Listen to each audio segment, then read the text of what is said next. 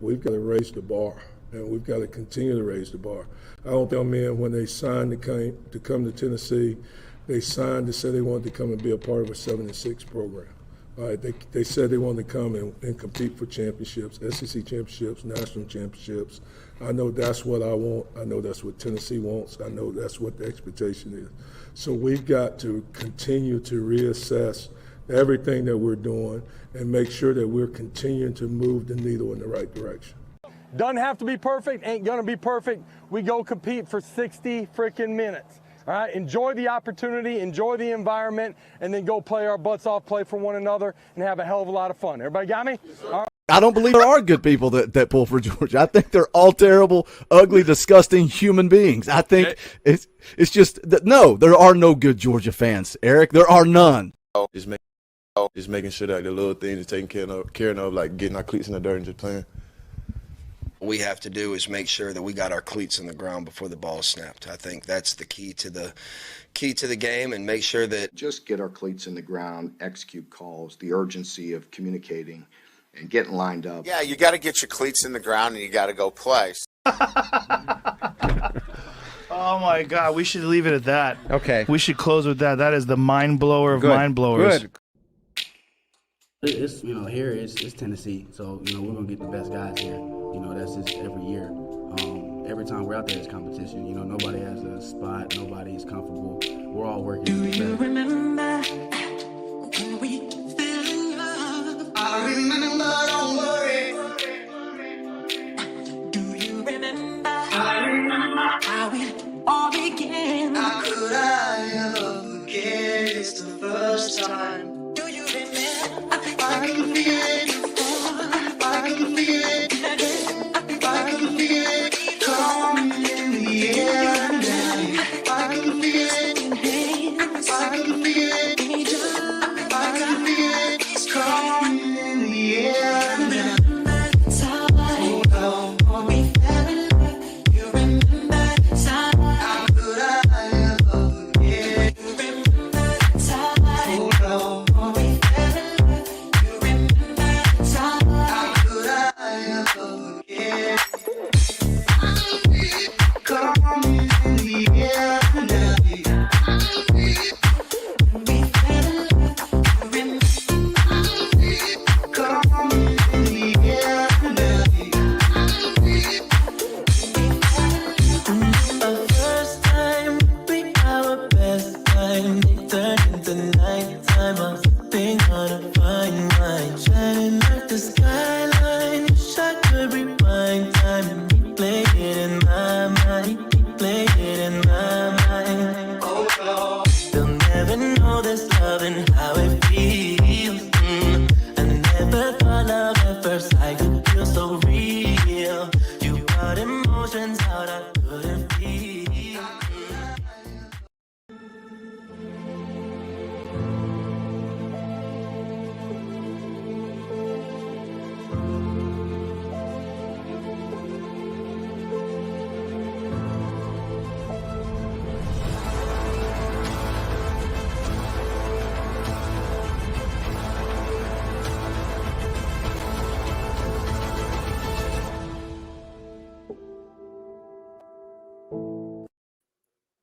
Welcome to the Talkin VAWLS Network. My name is Boogie Bentley. It's late night Talkin VAWLS. Going to be a good show. Going to have a lot of fun tonight. Know you guys are excited. I'm excited as well. We got Austin Price from Volquest.com in the house. Going to be jumping on here in just a couple of minutes. We're going to talk some Tennessee football. John, I see you in the chat, buddy. You're already trying to change the momentum of the stream, and we're only a couple of minutes in here. We're going to have a good night. Going to be a lot of fun. We'll see what AP wants to get into. Let's run down the chat. Let's see who was hanging out bright and early. It's 7:45. The show starts at 9. At 7:45, John Baxter was in the house and says, here, what's up, John? Rolly season is here. Says, need my football fix. Boogie, hope everybody is having a good night. Well, that's what we want to do. We want to talk football. That's what we want to do, Rolly season. But then you see John drops a $10 super chat, and that's very, very generous. John's the man. John's here every time we're live. I know he's a big Volquest guy. He's always in their live streams. $10, that ain't cheap. $10 is very generous super chat. And John says, any chance Olivier Vescovi, Triple J, and Euros will be back next year? Don't they have a COVID year remaining? Well, I have no idea, John. I have absolutely no idea. I guess you think because AP is going to be in the house that it's a time that you can come on the Talkin VAWLS network and we're just going to talk about basketball. I'm seeing if anybody in the chat answered your question. I saw some people talking about it in the chat. John, I appreciate your super chat. All I know is football, and that's all I can talk about is football. We'll see. We'll see if AP wants to answer that question coming up in just a little bit. Christopher Welch is in the house dropping that baby Saban, crybaby Saban. Why is Nick Saban always crying? Good to see you in the chat, Christopher. Derek Rogers is here. What's up, Derek? John Hill says, let's go, Big Orange. AP in the house. Yeah, he's on the way. We'll get him on here in just a second. Coach Jay is in the house. Coach Jay is canceled. What's up? Dropping those custom Talkin VAWLS emojis. Appreciate that, Coach Jay. Always good to see you in the chat, my friend. Who else we got here? JL is here. Somebody said Alabama lost. Is that true? Maybe the stars are aligning. Austin Price coming on Talkin VAWLS. Baseball team, the last I checked, was winning, and Alabama goes down. Is that true? Is that true? Joey Carroll is here, says, hey, everyone. Hope all is well. Good to see you in the chat. Joey Kelly says, welcome, AP. Go Vols. Who else we got? Wade Rouse is here. Wade Rouse says, go Vols, dropping those custom Talkin VAWLS emojis. Says, excited about this one. Two of my favorite Talkin VAWLS together. Are we? Is it two of your favorites? Am I? I got to laugh. I got to laugh as we wait on AP to jump in here because I Googled Austin Price, and I hope he pops in the back room while I'm reading this because I thought it was funny. Because I Googled Austin Price, and it says Austin Price has been with Volquest for over a decade and has established himself as the premier authority in football recruiting as well as football coverage. And I agree with that. I agree, very accurate. And I was like, man, does AP realize that if you Google his name, that's what pops up? And then I realized that was his Volquest profile. So that's what that was. All good, all praise for AP. James Powell says, hello, everyone. Who else we got here?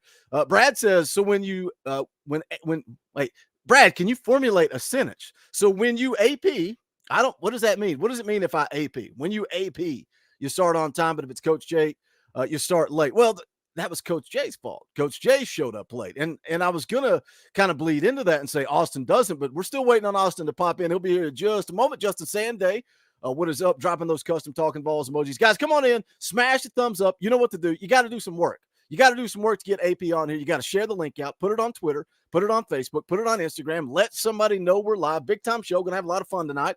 And also, I want you guys to share because we got to grow this thing, man. We are 30, exactly 30 subscribers away from 20,000. That is a milestone, man. That is something to be proud of, something that I'm excited about. That was a goal that I set for us, going back into last season, going in to the 2022 season. I said, let's hit 20,000.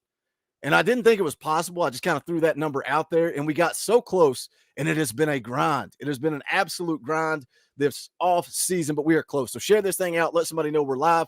Robert Thomas for 5. Appreciate the super chat. Says, go Big Orange. Thank you, Robert. Wayne Stars for 5. That boom room fee. Yeah, there's an entry fee around here. You guys got to come in, drop your dues, pay your dues. We appreciate it. The entry fee, we call it around here. Look, we are a weekend.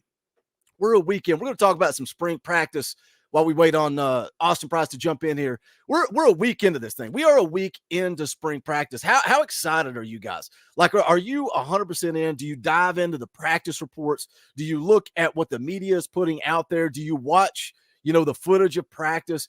Or do you just not really get excited? Are you more into recruiting? Are you more into fall camp? Like, is anybody really winning a starting job during the spring, or does that take place, once we get into fall camp? Does it get a little bit more serious? But you got a lot of new faces. You got the incoming freshmen. Also, I've been excited about the class of 22 guys. The class of 22 guys that came in as freshmen last year, and now we're seeing them, really start to develop and kind of take that next step. We got Dylan Elam in the chat. Says, what up, family? Matt Begley's here, sharing out that link. Appreciate that, Matt, as always. Wayne says, Coach, I can't read that out loud, Wayne. See, this is what happens when I'm improv and just flying by the seat of my pants with you guys. Wayne says something in the chat that I just can't repeat. I can't always repeat what Wayne has to say. Kelly asking when the next scrimmage is. I'm not sure about that. I think the media was supposed to find out the practice schedule tomorrow, because that's another show we got coming up next week. Eric Kane of Volquest.com said he would jump on and talk a little spring ball, a little spring camp with me. We're going to do a morning show next week. So still waiting on that schedule to come out, see when Tennessee practices, because obviously when there's a practice going on, the media guys will actually be at that practice, so he would be unable to do a live stream in the morning. So I will let you guys know, keep you guys up to date on that. Randy Wilson says, yes, I do love watching spring camp and recruiting also. Kelly says, I figured the 8th. Yeah, I'm not sure. I'm not sure on that date. Look, I get excited about spring practice because, particularly this year, I think there's going to be a lot of energy. There's going to be a lot of excitement all around Knoxville, all around this football program. What they did a year ago, winning 11 games. When's the last time we won 11 games? Usually I'm prepared to have all these notes. I can rattle off dates and let you guys know, right? I'm a true professional. Around here. When's the last time Tennessee went out and won 11 games? And to do it in year 2 of the Josh Heupel era, I just think there is going to be a lot of energy around Knoxville this upcoming season. Joey Carroll says, smash that thumbs up. Great video. Or did I put out a video today? Try to put out a video every single day. What's up, Seth? Good to see you in the chat, buddy. Elliptical and Talkin VAWLS. Great duo. You guys are seeing me do a little improv, flying by the seat of my pants. But we can continue to talk spring ball. We can talk about spring camp, what you guys are excited about. The video I put out, I think it was yesterday, talking about the newcomers and the guys that are making plays. And, we keep talking about Arian Carter, a guy that is a legitimate SEC dude. You had Alabama beating down the door. And I think that's something sometimes as fans, we get lost on star ratings, right? 5-star, 4-star, 2-star, 1-star. Like we get lost in that. We get lost in it when really it's all about player evaluation, player development. That is what is more important. And also, who is pursuing these guys? If you sign a 3-star, who's pursuing them? Is Alabama and Georgia pursuing them, or is MTSU pursuing them? And that's the thing about Arian Carter, down to the wire. Alabama beating down the door. Alabama wanted to be a part of it. Alabama wanted a seat at the table. And Arian Carter said, no, he chose Tennessee, and I'm excited to see what Arian Carter could do. And we do the film breakdowns with Coach Jay. And Coach Jay said he expects Arian Carter to make plays as a true freshman. And we're not saying he's starting. We're just saying he's a guy, he's a kid, he's an SEC dude. And he's a guy, he said, he's good enough, you're not going to keep him off the field. So then we see week 1 practice reports coming out, Arian Carter making plays. That excites me. That's something that excites, easy for me to say. Seth for 5, thank you for the super chat, says, you already know, dropping those sunglasses emojis. Is that the door fee, Seth? Is that the entry fee? Is that the door fee to get into the Talkin VAWLS studio? Appreciate the super chat, Seth. Thank you for that. All right, without further ado, a man with no schedule, Austin Price. What's up, my good friend? Welcome to the show.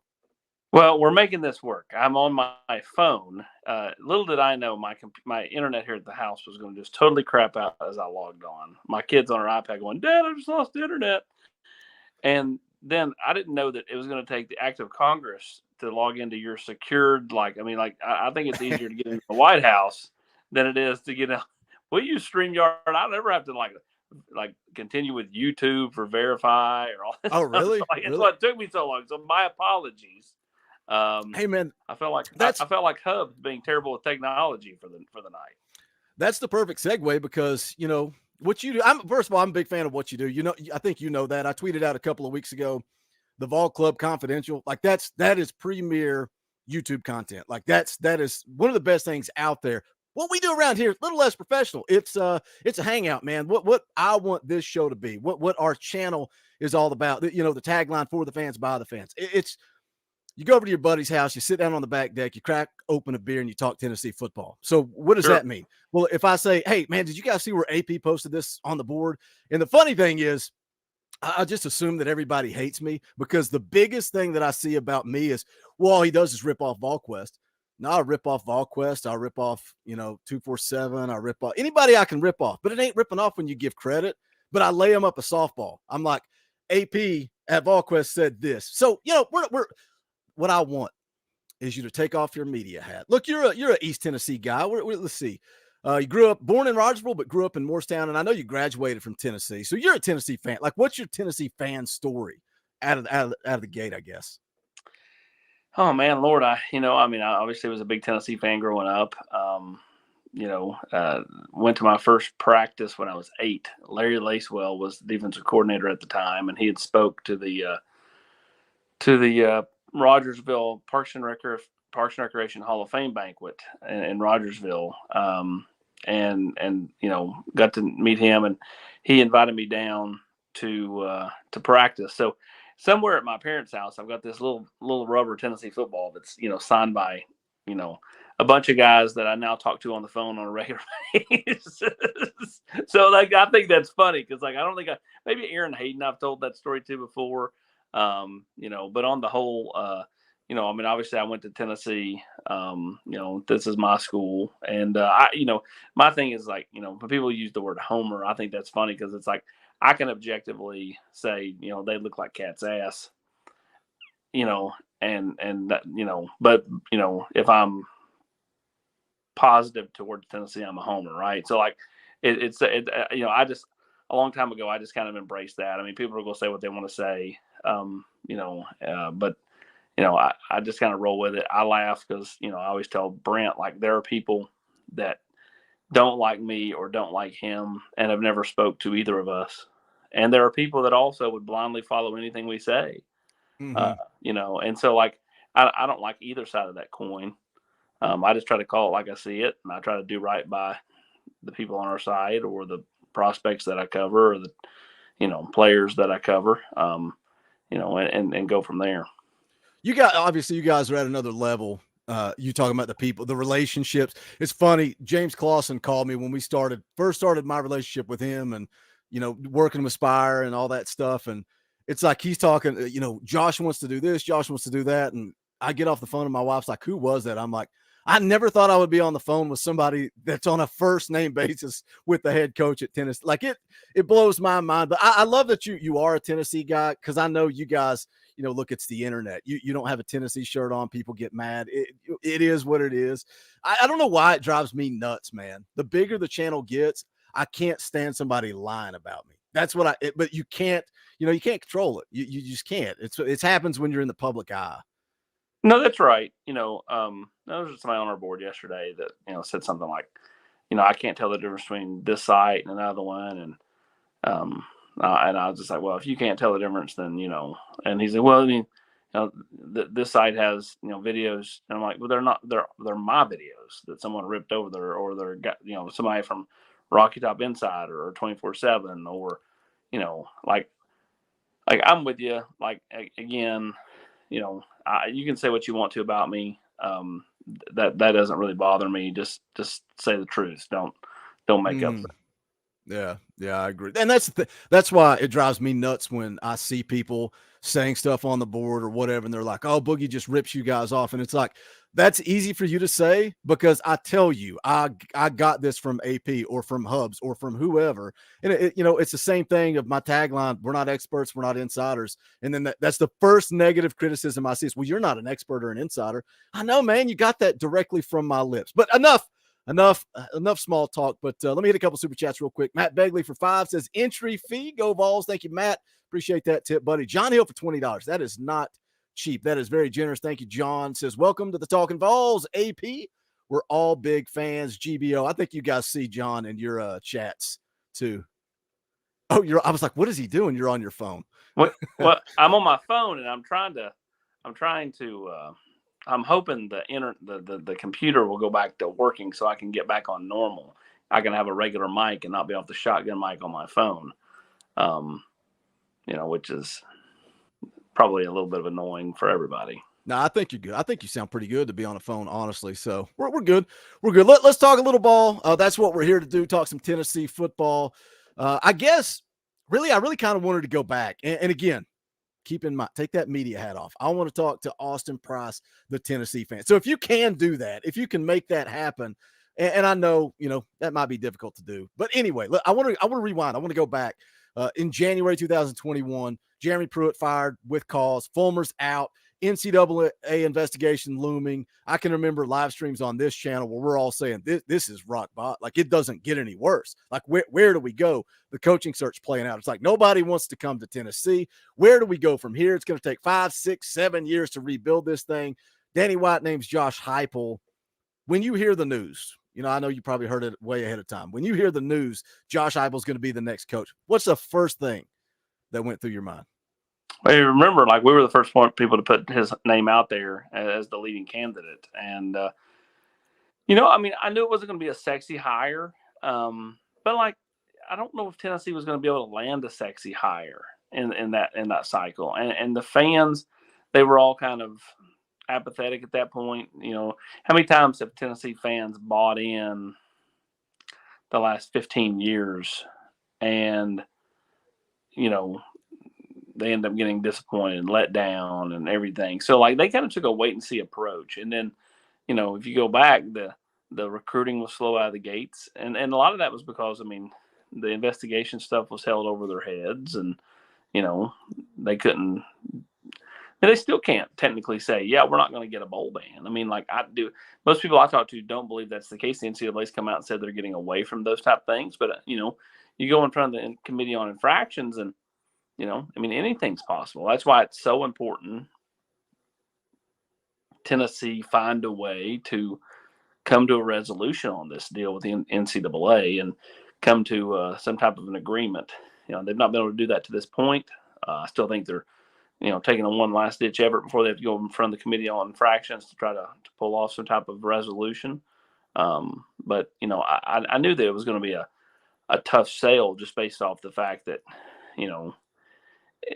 Josh wasn't a sexy name at Central Florida. Because the whole look was Danny swung at James Franklin, swung at Tony Elliott, and then just went back to the guy he had already hired at Central Florida because he couldn't get those guys. And that was the perception and the look. So it was going to be a tough sale. And he just kind of come in and went to work. And, Coach Heupel's a guarded guy by nature who just, loves to, talk ball and work through ball and, got the kids to buy in. That first group believed enough. And then the second group believed even more. And now the roster looks vastly different heading into spring 3 than it did ever in spring 1. Yeah. Yeah. And I think you're spot on. Like when Heupel was hired, I was like, all right, you start doing your research, and I'm like, I'm not buying in because I am the overly optimistic. I hold on till the last possible moment when there's no other choice. And finally it's okay. Yeah. It's time to move on from this guy or that guy. And, Josh Heupel just came in and, man, like you said, he said and did the right things. And there was a lot of talk about culture this, culture that, right? That was the big selling point. And at some point I was like, man, we just got to accept that this is who Josh Heupel is. And I always go back to, I think, comfortable in his own skin, like the opposite of Butch Jones, but I think it's because he did it at a high level. He competed at a high level. And I think there's something to be said for that. But part of this rebuild too, because again, I look back to when he was hired and we're going, oh man, 5-6 year rebuild. This thing's going to take forever. But how much do you think the timing of NIL, the transfer portal? There we go. There we go. There we right. go. Now we're good. There we go. Now we can get the mic on here. Now, keep going. Let's recenter. Let me hit the super chats, then I'll come back to that question. Ryan Miller for 5, appreciate that. Boom Boom Room entry fee, GBO. Thank you, Ryan. I appreciate that. You see, sometimes your audience comes up with a gimmick, with an idea, and it benefits you, and they feel like they need to pay an entry fee to get into the show. So I don't tell them any different. I let them think that that's what you have to do. So I appreciate that, Ryan. Thank you for the super chat, Justin for 10. So glad you guys finally got the chance to link up. This is like a true meeting of the mind. That's a little much. A clash of the Titans talking about Tennessee football. Thank you, Justin. You guys are very generous. Dude, like, it's so weird to me. And I know I said it like talking to James Clausen, but even like talking to guys like you and Kaner and Ben McKee, like, I'm a paying customer. I've been a paying customer of Volquest for a long, long time. I'm just a dude that got a microphone with his buddies and got on here. And for some people, for some reason people gravitated towards it. And I don't know if it's because we're like-minded, emotional, like over the top. I don't know what it is. I think the biggest thing is Tennessee fans like a sense of community. That's what makes Yep. Vols strong. It's not the content, which I think our content's second to none. It's the people on the site. And I've always said that. It's the general's quarters. Now, don't get me wrong. There's a few times where some of them make me want to pull what little bit of hair I have left out. Dude. But it's what makes Volquest great is the people and the Vol fans, and it's why when I see them out in public, I try to take as long as they want to talk. I'm a bit different in that realm. I'll sit there within reason and chew the fat with just about anybody. Because if the person's gonna say hello to me and want to talk, I want them walking away from that saying, that guy's a pretty good guy. I don't want him walking away saying, man, that guy's, a butt or anything like that. So I try to take my time. And so like you've obviously, got a good community here of people that just routinely watch and want to talk Tennessee football or Tennessee sports. And, that's what makes it go. Let's circle back around. Josh Heupel takes the job, comes in, goes to work. We're talking about it being a rebuild. We're talking about it being rock bottom. Do you think just the timing, man? Because I always go back, it's picture perfect timing for Josh Heupel to come in, NIL kind of take off, and the transfer portal. Because I really think that it is a big part of the speed for Heupel to turn this thing around. I mean, we're talking about 11 wins in 2 years. Nobody expected that when Josh Heupel was named the head coach. Nobody. Well, no, and why would you? They were left for dead. The roster was pillaged, and it was picked over, and there just wasn't a whole lot here. And again, got lucky with the quarterback spot. Got lucky when Hendon kind of hit. When Joe got injured, and they did a nice job with the receivers, obviously. And honestly, I think Tim Banks has done a really good job through 2 years. I mean, the people that get mad when they give up like a bunch of yards to South Carolina, a bunch of points, look at the whole, man. I mean, Tennessee had 10 of their 13 games, they allowed less than 30 points. I mean, what more do you want? I mean, this is modern football. Nobody's holding people to 7. Like, you hold them to less than 30 and, 10 of your 13. And then, the Florida game, I don't even really count that one. Tennessee went into that prevent stall just trying to get to the triple zeros and, gave up a couple of garbage ones late, So, I mean, it just feels like, and honestly, I think that's part of the reason why the NCAA struggled to settle with Tennessee is because they look up and go, you didn't feel enough punishment. You didn't feel enough pain. You're in one of the Orange Bowl 2 years later. Like, I honestly believe that. Like, I just, the way it's played out, the fact that they've not been able to come to a resolution, I mean, I think that they look up and they want more and more and more because Tennessee didn't feel enough pain through losing. They flipped the script on them, and nobody from the outside or really the inside saw that coming. Don't you? I've heard you say before, though, that it would be a bad look for the NCAA to say postseason ban because Tennessee did everything the right way. And I've heard the words directly from your mouth. Why would you cooperate moving forward if this is what happens when you cooperate? That's correct. You can't get up there and when they sent out the stuff, the notice of allegations, all that stuff, and praise Tennessee for the unprecedented access and all this stuff, and then hit them where it hurts. Like if you do that, like nobody's going to do anything, and nobody has done anything. Tennessee's, done something that no one else does, which is why if they tried to do that, I think that Donde Plowman, Randy Boyd, and Danny White would probably see them in federal court because I think that Tennessee's done everything that they could do to try to do this the right way. And for whatever reason, they've not been able to come to a resolution on it. And again, I think it behooves both sides, Tennessee, to probably give a little bit more, than they've given to this point, because, I know what the NCAA is thinking. You won 11 in year 2, and more than anything, all the scholarships Tennessee, gave to the NCAA, they were never going to be able to fill those in the summer of 2021 anyway. So it was easy to go, hey, we'll give you 12 scholarships this first year because you were already at like 70. Right. So you added a few pieces and gave them 12 or whatever it was. And, so I mean, like, I just think ultimately, that's kind of why I've always felt that way is it doesn't help either side. It doesn't help the NCAA, and it sure doesn't help Tennessee. So it's why both parties need to have cooler heads and prevail and come to some type of resolution on this deal and move forward.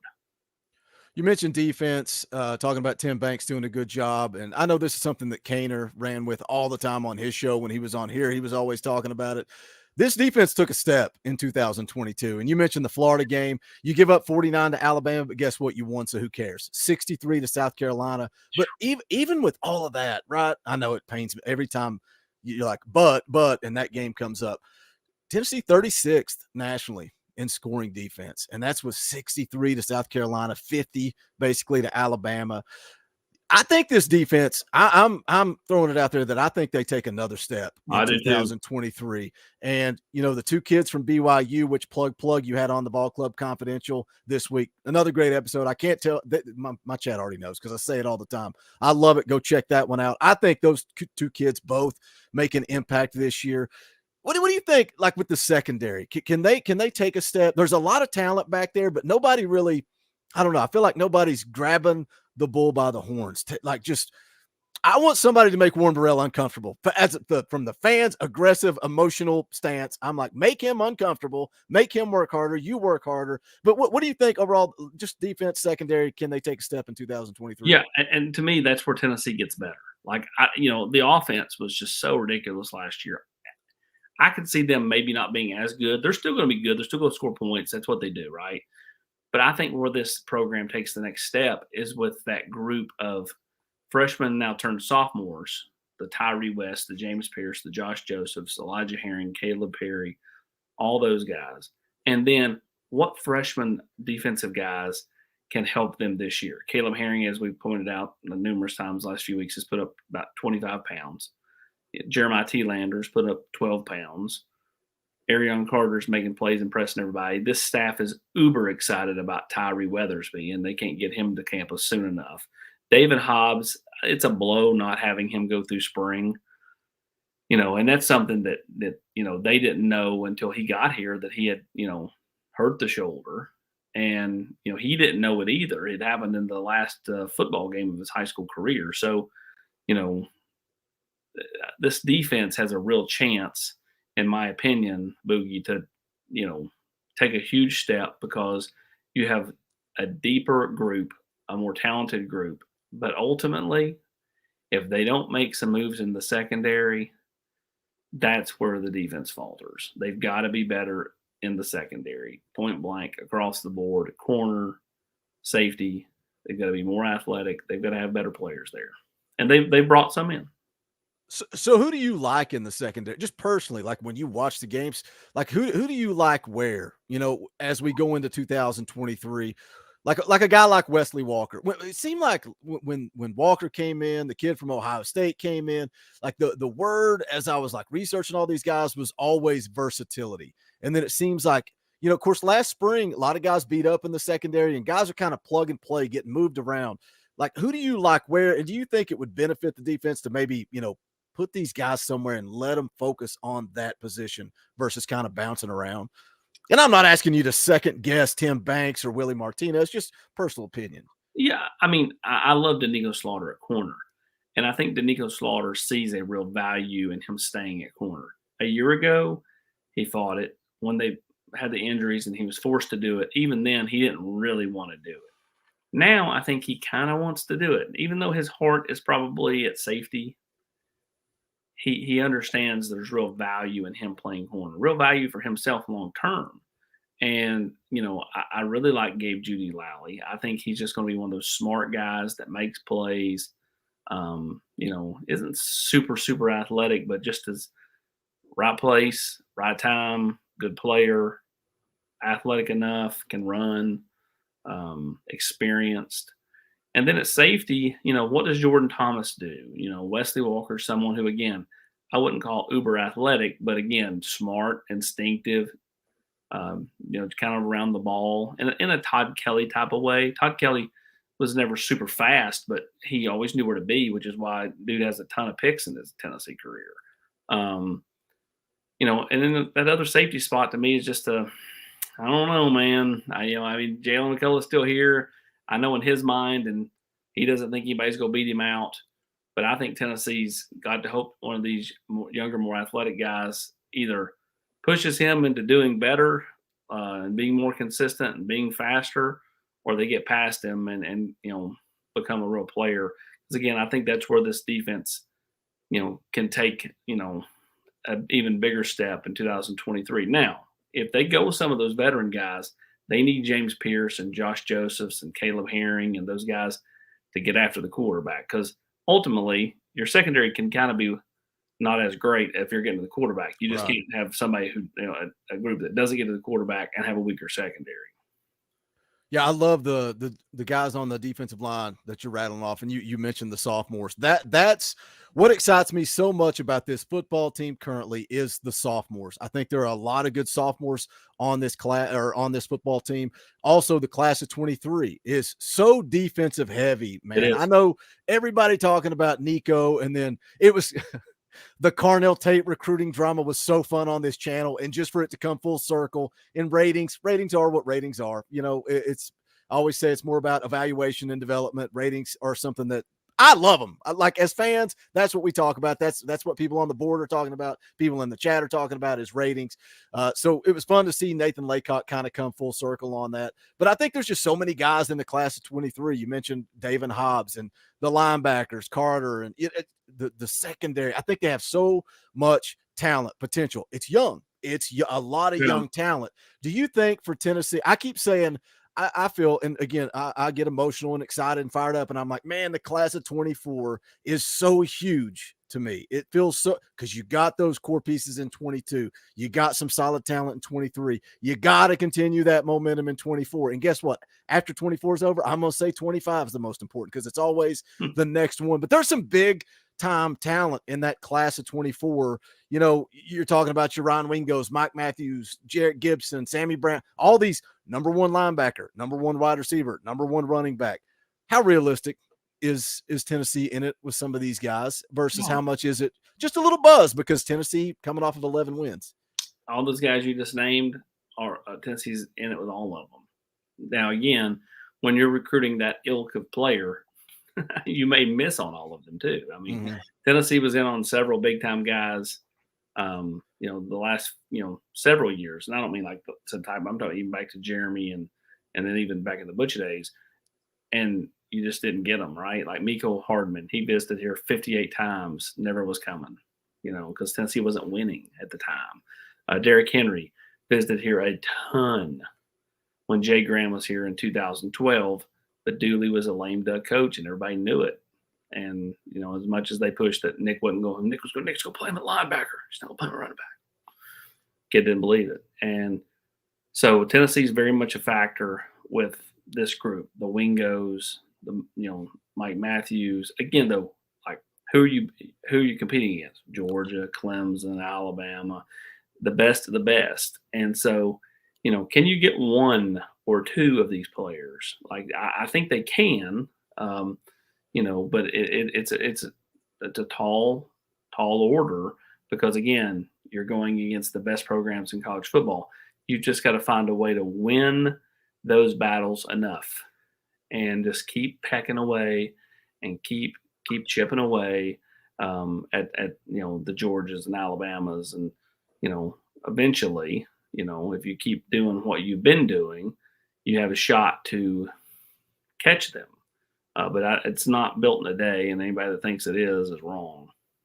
So kind of continuing the importance of 24, how important is the 2023 season to show that you're going to continue to win? Like from a fan's perspective, I don't know, just take that quick, because I don't want to go down the quarterback conversation yet. We'll save that.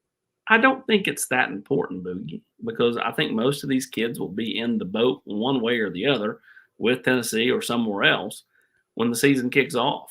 Now, is it important to not have a total free fall? Absolutely. But let's say Tennessee goes and let's say Tennessee is, they land their fair share. They land one or two of those guys you mentioned and a bunch of solid other prospects. If Tennessee goes 9-3, they're going to hold all those guys. And or if they're trying to flip one of those guys, they're not going to be able to flip them because they went 9-3, or not flip them because they went 9-3.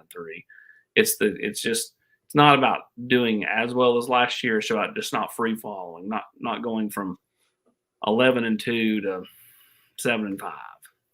Mm-hmm. Yeah, I'm kind of, as a fan, going, where would I be happy? Like, not, because I'm right at 9 right now, and of course it's March. The roster is going to look different by the time we get to fall.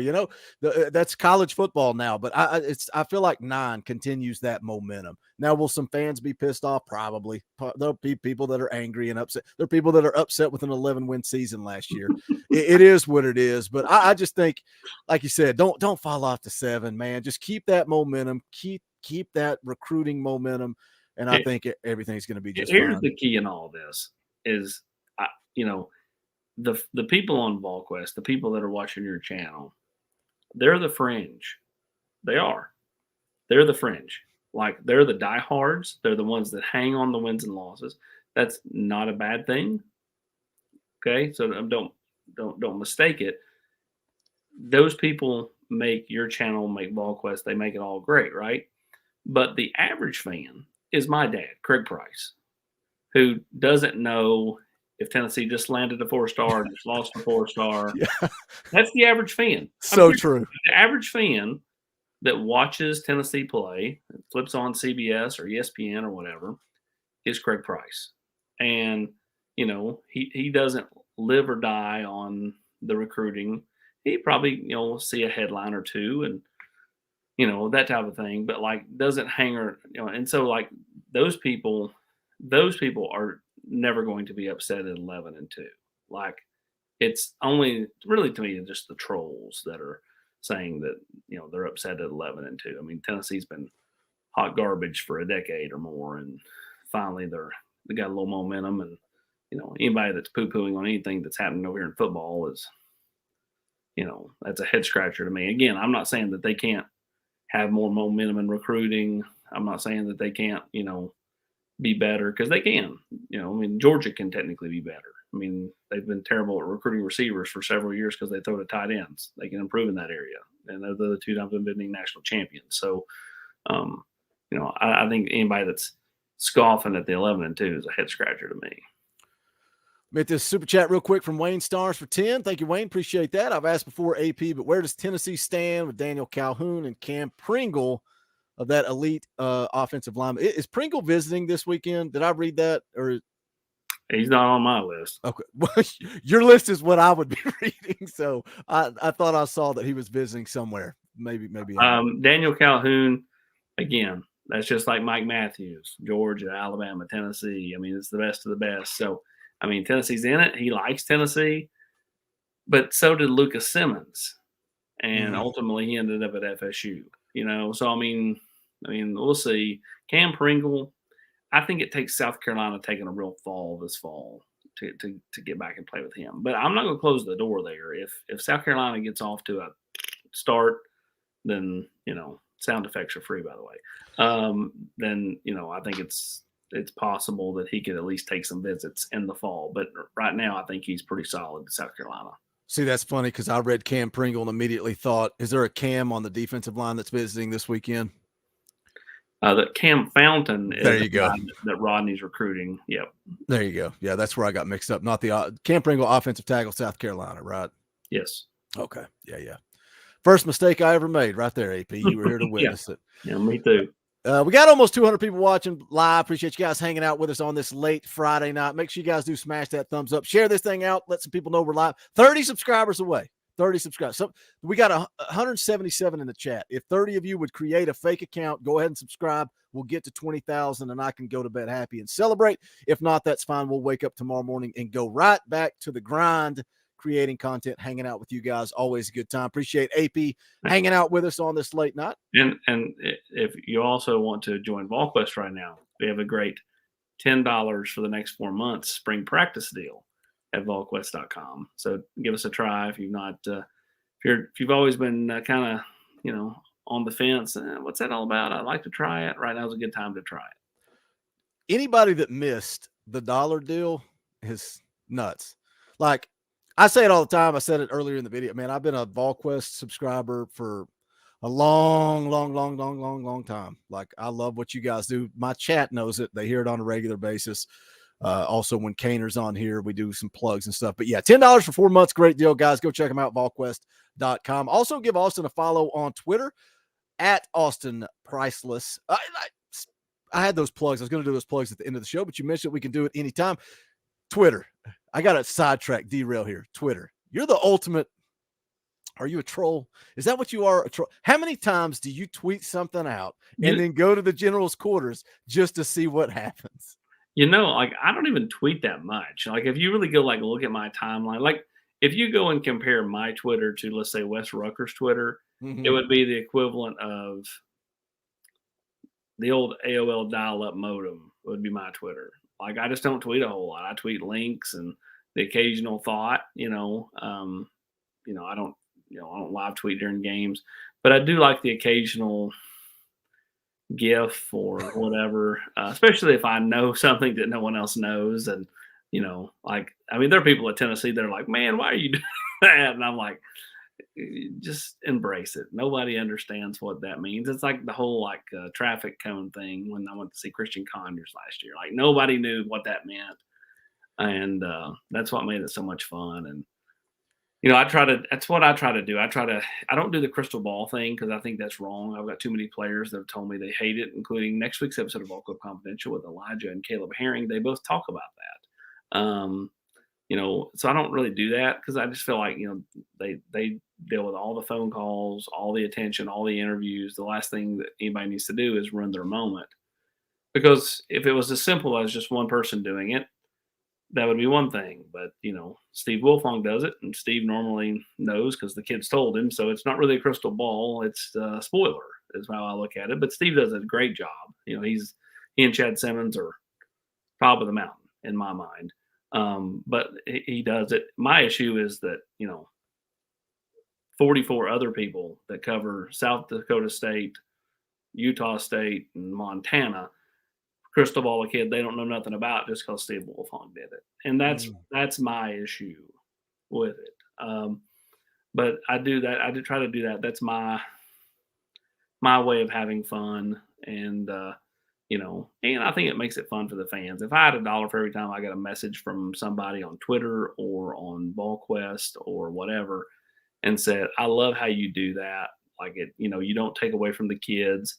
You make it fun for fans because we have to guess. It's probably maddening for fans too. I get that. But, it's just trying to change it up and have fun with it. I know somebody says that there's been a few people that say, you make it about you. I don't think so because if I was making it about me, I would tell you what the kid was doing. Like, I don't even say what kid it is. I just try to have some fun and, get people talking. I think it's fun. I think it's funny. I do. People message me. Did you see AP tweet this? What do you think it means? I'm like, I have no idea, man. Like, at the time I was working a full-time job. I got a wife, I got kids. I don't know what it means, man. But it is fun. It gets people talking, get some buzz, get some chat. Now you're just hanging out with NBA Jam in the background, that's right. The best one's on the other side. It's Golden Tee. You may be the only person that respects Golden Tee. Everybody else that comes on the channel is like, nah, I don't even know what you're talking about. That's my favorite arcade I have is Golden Tee.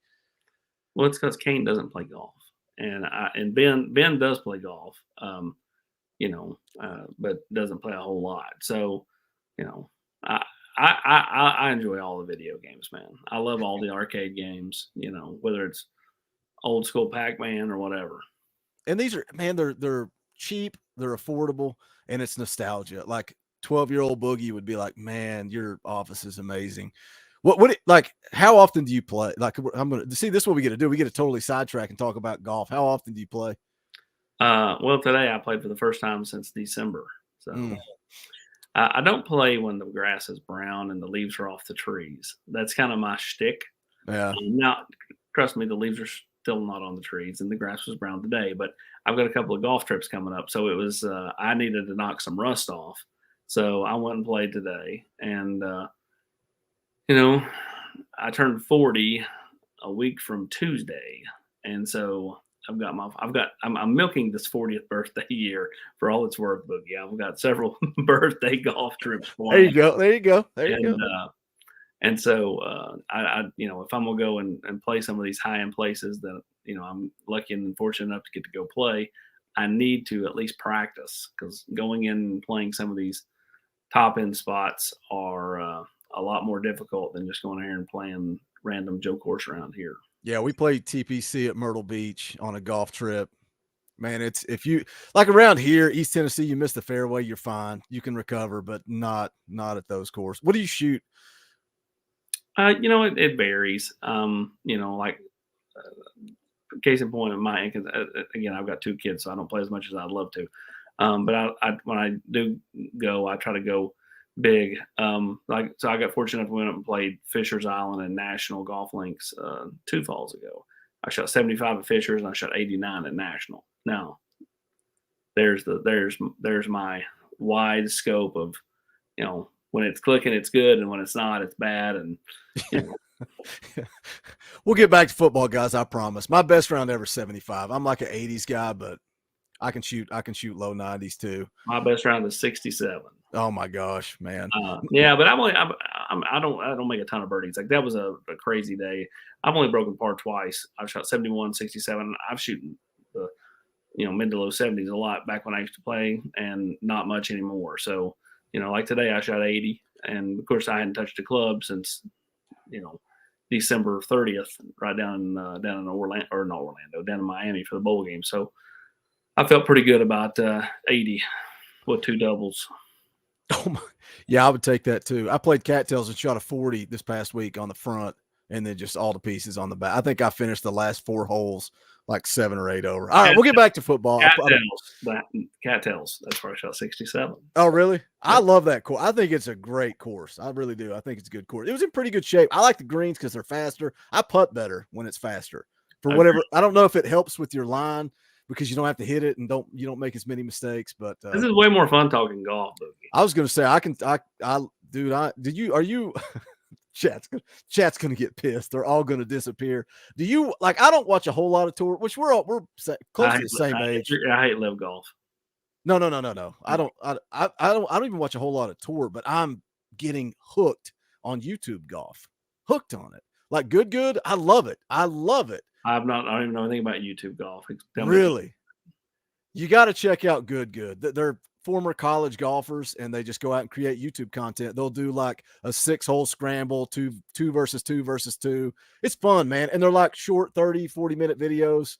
You may dig it. You may hate it. I love it. And that's why I'm playing a lot of golf in February and March. And plus, because I don't work anymore. So I'm like yelling at my buddies at work and saying, hey, why don't you take Friday off? And did you retire? Did you retire to do this on your this is all you do? I worked my previous job for 22 years. And for certain circumstances that some people know, I don't talk about it on air. And now because of James Moody giving $2,000, you just said, I'm staying at home, baby. Just do YouTube. Hey, I say it all the time. If it wasn't for them, there's no way. There's no way I could do this. You know what? If I got out of doing what I do, and I'm not, but if I did, after we went to Hawaii, my wife and I were fortunate enough to go out there for the Polynesian Bowl and then do a week-long cruise after the Polynesian Bowl. So we had 13 days up there. If I wasn't doing this, I think I'd be a travel vlogger, because I love to do. I do all the video stuff for Volquest and do all the editing, and in my former life, I did a lot of TV shooting and editing. So that's kind of, I enjoy that type of thing, and so I love to watch the travel vlogging when we're going on, like we're doing Alaskan stuff this summer, and so I love to get on there and top things to do in Sitka, Alaska, or whatever, and just watch these videos. And people do that stuff. Like we just came back from New York at spring break, and we love to watch that stuff on there. So yeah, I'm with you, man. I hey, if you find a passion about something, you go do it. It's why I do what I do, and I love what I do. I love connecting with people, and that all comes from my dad, who is the biggest people person I know. I'm really not a people person. But maybe it's because I surround myself in a bubble here. We're all like-minded that I don't have to worry about it. But I'm a Food Network guy. I would love to have a YouTube channel with cooking and but Oh, I love to watch those videos on Facebook or Instagram or whatever where somebody's Yeah. like cooking something in an air fryer or making salmon on this smoker thing. I love stuff like that. Love it. talking food and golf. And anybody that knows me knows I'm the pickiest eater on the earth. So but I still love to watch the process of how it gets made. Let me hit a couple of super chats. We're going to get back to football. Can you imagine? You can't go on the radio or other special appearances and just talk about golf and food, right? Only on the Talkin VAWLS network. Well, when Swain used to do the Swain event, and basically it was his deal, and there was no it's hard out times. I would go in there and I would take over and talk about all kinds of stuff, talk about Tennessee golf, talk about whatever. And I'd throw us to break. So yes, it's similar to that, where you can just kind of get in here and talk about just about anything. And, there's no rules or any of that stuff. I miss Swain and Ben in the morning. And I know Swain's doing his thing with the radio. I'm a big fan of Swain. Another guy that I just assume everybody hates me, but it is what it is. They may not even know who I am. But I was a big fan of Swain and Ben. We actually did a charity show. It's been a couple of months ago. Eric was on it, Ben was on it, and it came from because Swain is so give back, man. Use your platform and give back to people. And that hit me, and it's dude, it's kind of like people getting on me about Spire. Every time I see somebody talk about me on the general's quarters, it's why didn't this Boogie Bentley guy use his platform to raise money for Spire? And it's man, I'm trying. But Ben and Swain always talking about giving back, and that kind of pushed me to do a charity stream. But yeah, I'll add to the Spire stuff. If you're a Tennessee fan and you enjoy that type of stuff and you have the monetary means to do that type of stuff, I don't think that giving $5-10 a month is not impactful, because it is. All that stuff adds up, and these players, it's will become a thing more and more and more and more until the NCAA does some type of legislation through Congress or whatever, because right now it's just, the wild, wild west in terms of, these kids are going to ask for the moon, and it's a big game of chicken in a lot of ways. Mm-hmm. Of, I don't think you have that offer. Yeah. And then the kid stays because he didn't have the offer, or I don't think you have that offer, and the kid goes because he didn't have that offer. So it's, don't think that, giving to Spire is not impactful, even at the smallest level, because it does matter. Yeah, if you guys want to contribute, get in the NIL game, the link's in the description below. Go check it out. And my selling point is to it, you get something. It's not just here's my money. You get a little something back. A lot of you guys in the chat, I've seen you posting on Twitter some of the stuff that you've benefited from, which is cool. Let me hit this real quick. Crawdad Watson for 5. Thank you for super chat. Played against Rogersville in 2011, 2012. Beat them so bad they turned the power off. And then he follows it up and says that was in basketball. Thank you for the super chat, Crawdad. Appreciate that. Coach Jay for 10. Any buzz on the new kicker, Campbell from Indiana? Well, we're just 3 practices in, so there's not a whole lot of buzz about the kickers at this point. I've been meaning to actually spend some time in the indoor and watch them during our open periods. The hard part, though, is I'm doing the video. And so if I stick around in there and get some shots of the kickers, does anybody, people are on, why are we watching Campbell and all the kickers and punters kick and punt? We would want to watch Jordan Matthews. So no. They want to watch one person right now. And you know who it is. Yeah. But again, I'm not that's not fair either. Right. Every little throw is, I actually, I won't even say accidentally, I actually put it in there because, I don't feel like it's right to just only show, all the dimes he drops. He airmailed one the other day and, oh, I can't believe you threw that in there. It's but you need to understand, the kids are going to make bad throws, just like Joe makes bad throws, just like Hendon made bad throws, just like Peyton Manning made bad throws in 95, 96, and 97 in practice. It's practice. You can't hang on everything. But no buzz right now about the kickers. But again, it's spring and we're 3 practices in. Do you think I love Joe? Like everybody in the chat knows, I'm a big Joe Milton guy. When he transferred in, and everybody was screaming about Harrison Bailey and this, that, and the other. I'm like, Joe's the guy, man. Joe's going to be the guy. And all I wanted was a Joe Milton redemption story. And when he came in 2021 Ole Miss game, I was like, man, this is it. This is Joe's redemption story. And then it's just heartbreak and disappointment. But one of the big reasons I like what you do with the Ball Club Confidential is because it's like MMA, man. You put two guys in a cage and watch them fight, nobody cares. But you tell their story and you let people inside and you see their personality. And I think that's what's happening with Joe. I think people are falling in love with him because they're seeing the type of person he is, man. They're seeing the way he supported Hendon. But do you think, like, I don't think it's fair, man. Like the pressure on Nico, the pressure on Joe, and I get it. It's college football. There's always going to be pressure. But it's like, I think if Joe goes out and makes one mistake, man, it's going to be Nico. It's time for Nico. And I think Joe understands that, right? He does. Joe can go out and make one mistake, and I still don't think they're going to be pulling the trigger on Nico. The best thing for Nico is, Joe has a good year. Nico plays in his 4 games, and not that he's going to stay for 4 years and needs a red shirt, but, and then becomes the guy in 2024. Throwing them in too early, that can have a bad effect. I mean, you go back to, JG coming in there in 2017. Now, granted, he was a redshirt freshman, but he probably got in there too early. But that was because Dormady was struggling, and then he started getting beat around. And I mean, JG's on a roster in the NFL. And, honestly, he's still one of the best kids that's ever went through here. One of the toughest kids that's ever been through here. And he took a lot of BS that he did not deserve, man. Well, I mean, don't get me wrong. Like him ad-libbing at Alabama wasn't the best. Going rogue's what we call it around here. I get it. I mean, like, he wasn't perfect, but man, that kid loved Tennessee. Still does. That story that, somebody seeing him in Italy here recently, put on the general's quarters. Yeah, I saw that. I'm not surprised. I sent it to his dad.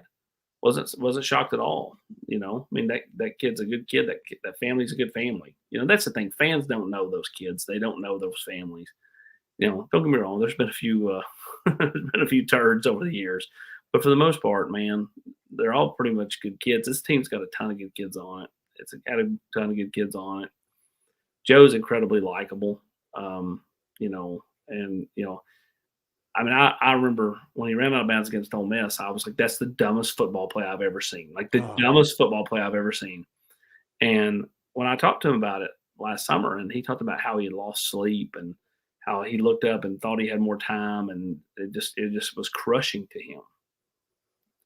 And I was like, yes, dumbest football play I've ever seen, but he's just a kid, man, and he's grown a ton. Again, still has room to grow. Right now he's actually going the other direction. He's not growing; he's trimming. He's went from 245 to 235. And so, just a bunch of good kids. But I'm a big Joe fan, man. Big-hearted kid.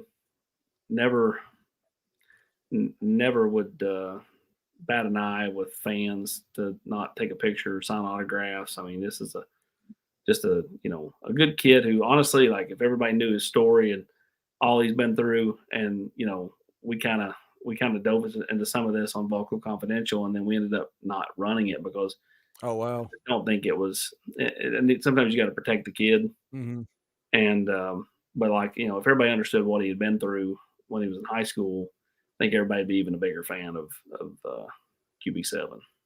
I love him, man. I love him. This is the redemption story. I hope the best. Love nothing more to see that kid go make millions of dollars. Let's wrap up the show. Talk a little bit about spring camp. I know we're only a weekend, and the fun dance.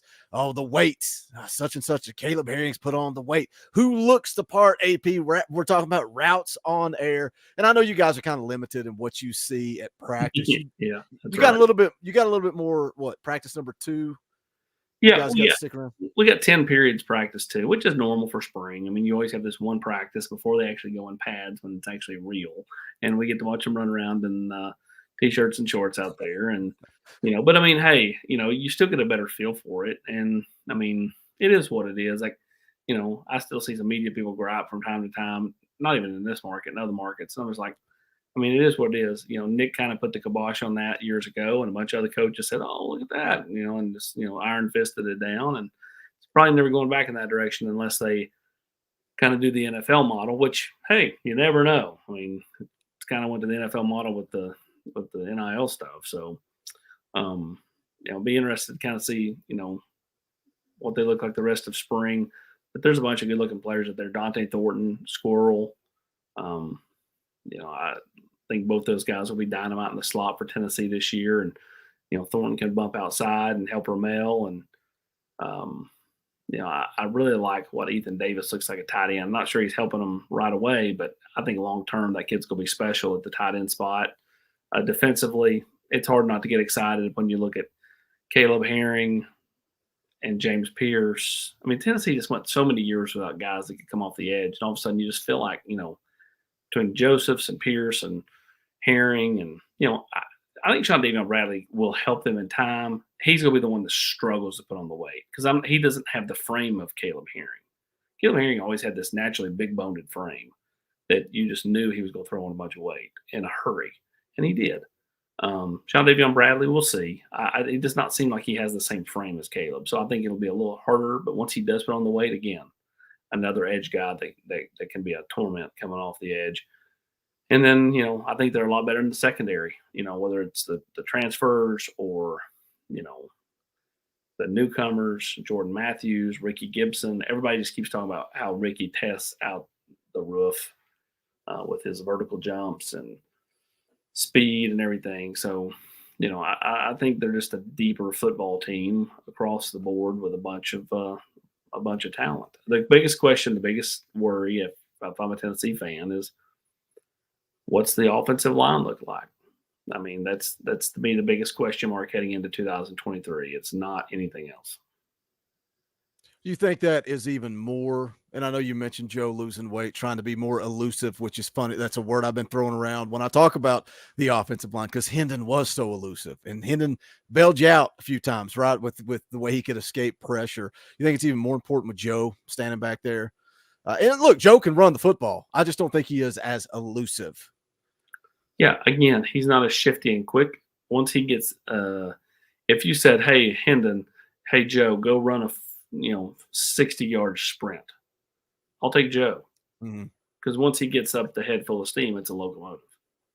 But if you said, "Hey, get in this phone booth and get out," I'm gonna take Hendon because he's just a little bit shiftier, a little bit quicker in tight quarters. Joe's trying to get there. But Joe's just so big, going 245 to 235 doesn't seem like a whole lot, but it can mean the world of difference in split seconds of being able to elude somebody and not. But yeah, I think the offensive line is by far the biggest question mark heading into 2023 and beyond, really. The recruiting on the offensive line to me it needs to be better. Just because I don't think you can look at it and go, that's a plug and play guy. I feel like everybody they brought in the last couple of years has been more developmental, has been players that, I don't mean the transfers, I mean the high school kids, guys that, are old school offensive linemen that from a standpoint of like, in year 3, he'll be able to help us. What about right now? Right. Not next year. Like, Darnell's gone, and they're going to have to figure out, can John Campbell give you anything close to what Darnell did? If so, then I think Tennessee will be just fine. But I'm just not so sure that there's not going to be a drop off there. Yeah. All right, man. We're at an hour. Appreciate you coming on. Always a fun time jumping on, just talking ball, hanging out, talking some Golden Tee or golf or anything. That's what we do here on the Talkin VAWLS Network. You guys know where to go. Volquest.com. AP mentioned $10 for 4 months. Can't beat it. Go check out that deal. Give him a follow on Twitter at Austin Priceless for those secret winking gifts. You never know what you're going to see on there. Also, coming up on the Talkin VAWLS Network, you guys know the deal. Sunday night, always playing NCAA football. That makes this show look like the absolute most professional thing on the earth. We hang out, have a good time on Sunday nights. Always a blast. Next week, going to be getting together with Eric Kane. I'm not sure on the day yet. He's going to get back with me, and I will let you guys know. It'll never be as good as this. Next time, maybe I'll bring Hubs along, and we'll just tell recruiting stories. You know what's funny is the anytime I say, who do you guys want next as a guest? Because again, the bigger the channel gets, the more opportunities I get to bring people on. It's a blast. I love it. I love just talking ball.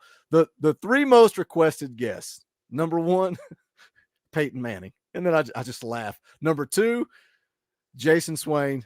And probably 2.5 Austin Price. So we made it happen.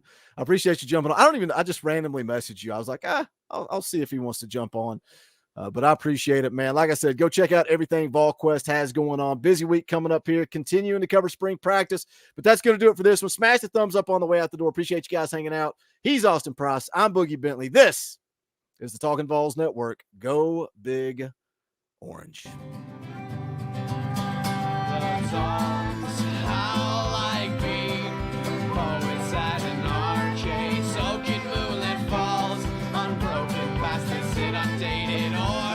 That we